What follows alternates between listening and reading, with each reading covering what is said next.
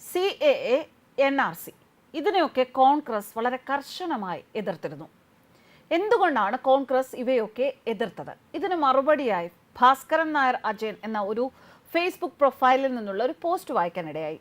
എന്നാൽ ഈ പോസ്റ്റിലൂടെ അദ്ദേഹം വെളിപ്പെടുത്തുന്നത് ഭാരതത്തിൽ ജീവിക്കുന്നവരുടെ, അതായത് ഭാരത നിവാസികൾ എത്രത്തോളം സുരക്ഷിതരാണ് എന്നുള്ള ഒരു ചോദ്യം ഉന്നയിച്ചുകൊണ്ടാണ് വിശദീകരണം നൽകുന്നത്. അതിൽ ഏറെയും അദ്ദേഹം കൈകാര്യം ചെയ്തിരിക്കുന്ന വിഷയം നുഴഞ്ഞു കയറുന്ന ബംഗ്ലാദേശികളെ കുറിച്ച് തന്നെയാണ്. അതിൽ എത്രത്തോളം അപകടം പതുങ്ങിയിരിക്കുന്നു എന്നുള്ളത് തന്നെയാണ് ഈ പോസ്റ്റിലൂടെ അദ്ദേഹം വെളിപ്പെടുത്തുന്നത്. എന്തായാലും പോസ്റ്റ് വായിക്കാം.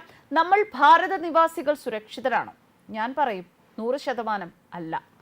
കഴിഞ്ഞ ദിവസം ബാംഗ്ലൂർ പോലീസ് ഡൽഹി മേൽവിലാസമുള്ള ബാംഗ്ലൂർ ജിഗാനി എന്ന സ്ഥലത്ത് താമസിക്കുന്ന ഒരു ബ്രാഹ്മണ കുടുംബത്തെ അറസ്റ്റ് ചെയ്തു. ഗൃഹനാഥന്റെ പേര് ശങ്കർ ശർമ്മ, ഗൃഹനാഥയുടെ പേര് ആശാ ശർമ്മ, അമ്മാവന്റെ പേര് രാംബാബു ശർമ്മ, അമ്മായിയുടെ പേര് റാണി ശർമ്മ. ഈ ഗൃഹനാഥനായ ശങ്കർ ശർമ്മ എഞ്ചിൻ ഓയിൽ കച്ചവടക്കാരനും ഗൃഹനാഥ ആശാ ശർമ്മ ബ്രാഹ്മണ കുടുംബങ്ങളിൽ വീട്ടുജോലി ചെയ്തുമൊക്കെ ഉപജീവനം കഴിക്കുന്നു. നിങ്ങൾ വിചാരിക്കും, പാവം ആ ബ്രാഹ്മണ കുടുംബം എന്ത് തെറ്റ് ചെയ്തിട്ടാണ് പോലീസ് അവരെ അറസ്റ്റ് ചെയ്തത്? ക്രൂരതയല്ലേ അത്? അദ്ദേഹം തുടർന്ന് കുറിക്കുകയാണ്, അനിയ നിൽ, തോക്കിനകത്ത് കയറി വെടിവെക്കാതെ. ഇനി അവരുടെ യഥാർത്ഥ പേരും മറ്റു വിവരങ്ങളും കൂടി പറയട്ടെ. ഗൃഹനാഥന്റെ പേര് ശങ്കർ ശർമ്മ, എന്നാൽ അയാളുടെ ഒറിജിനൽ പേര് റാഷിദ് അലി സിദ്ദിഖി, സ്വദേശം പാകിസ്ഥാൻ. ഗൃഹനാഥയുടെ പേര് ആശാ ശർമ്മ, എന്നാൽ അവരുടെ ഒറിജിനൽ പേര് ആയിഷ ഹനീഫ്, സ്വദേശം ബംഗ്ലാദേശ്. റാഷിദിന്റെ ഭാര്യയാണ് അവർ. അമ്മാവന്റെ പേര് രാംബാബു ശർമ്മ, എന്നാൽ അയാളുടെ ഒറിജിനൽ പേര് ഹനീഫ്, സ്വദേശം ബംഗ്ലാദേശ്. ആയിഷ ഹനീഫിന്റെ ബാപ്പ. അമ്മായിയുടെ പേര് റാണി ശർമ്മ, എന്നാൽ അവരുടെ ഒറിജിനൽ പേര് റുബീന, സ്വദേശം ബംഗ്ലാദേശ്. ആയിഷ ഹനീഫിന്റെ ഉമ്മ.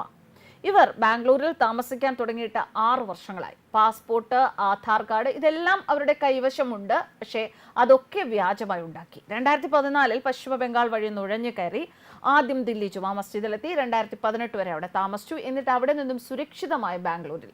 CAA, NRC ഇവയൊക്കെ കോൺഗ്രസ് എതിർത്തത് എന്തുകൊണ്ടാണ് എന്നിപ്പോൾ മനസ്സിലായോ നിഷ്കളങ്കരെ? ഇനി നമ്മൾ പറയൂ, നമ്മൾ സുരക്ഷിതരാണോ അല്ലയോ? ഈ ചോദ്യം ഉന്നയിച്ചാണ് അദ്ദേഹം തന്റെ ഫേസ്ബുക്ക് പോസ്റ്റ് അവസാനിപ്പിച്ചിരിക്കുന്നത്.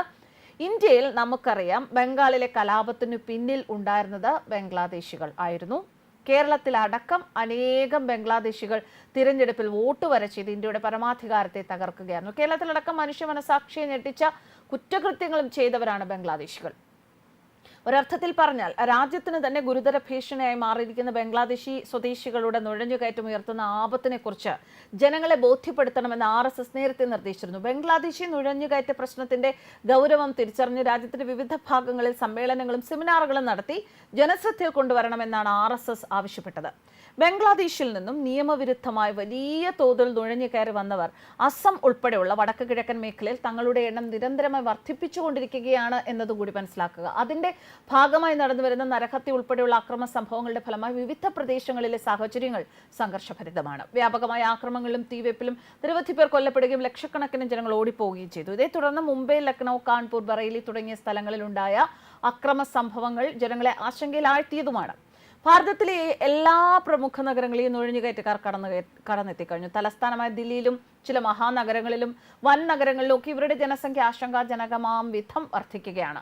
രാജ്യത്തെ ഇത്തരക്കാരുടെ എണ്ണം കോടികളാണ് എന്ന് സർക്കാരിന്റെ വ്യത്യസ്ത അന്വേഷണ ഏജൻസികളും ഉറപ്പാക്കിയിട്ടുണ്ട്. ഈ നുഴഞ്ഞുകയറ്റക്കാർ ജനസംഖ്യാപരമായ സന്തുലനത്തെ അപകടകരമായ തരത്തിൽ മാറ്റിമറിച്ചുകൊണ്ട് സാമൂഹികവും സാംസ്കാരികവുമായ ഇഴയടുപ്പത്തെ അട്ടിമറിക്കുന്നത് നാടിന്റെ സുരക്ഷിതത്വത്തിന് വലിയ വെല്ലുവിളിയായി തീർന്നിരിക്കുകയാണ്. ഇവരുടെ വർദ്ധിച്ചു വരുന്ന ജനസംഖ്യ സാമ്പത്തിക, രാഷ്ട്രീയ മേഖലകളിലും വിവിധ പ്രകാരത്തിലുള്ള പ്രശ്നങ്ങൾക്കിടയാക്കിയിരിക്കുകയാണ്. അതുകൊണ്ട് തന്നെ ഗുരുതരമായ ഈ ആപത്തിനെ കുറിച്ച് മുഴുവൻ ഭാരതീയരെയും ബോധ്യപ്പെടുത്തേണ്ടതും ഉചിതമായ പരിഹാരങ്ങളെക്കുറിച്ച് ചിന്തിക്കേണ്ടതും ആവശ്യമാണ്.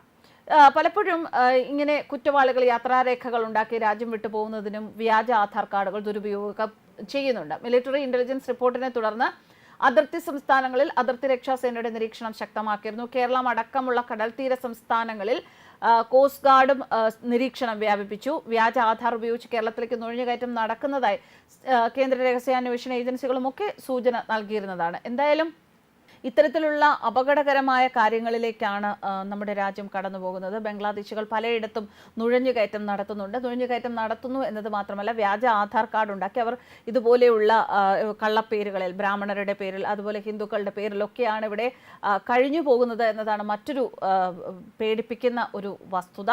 എന്തായാലും ഇതിനെതിരെ കേന്ദ്ര സർക്കാരും ഓരോ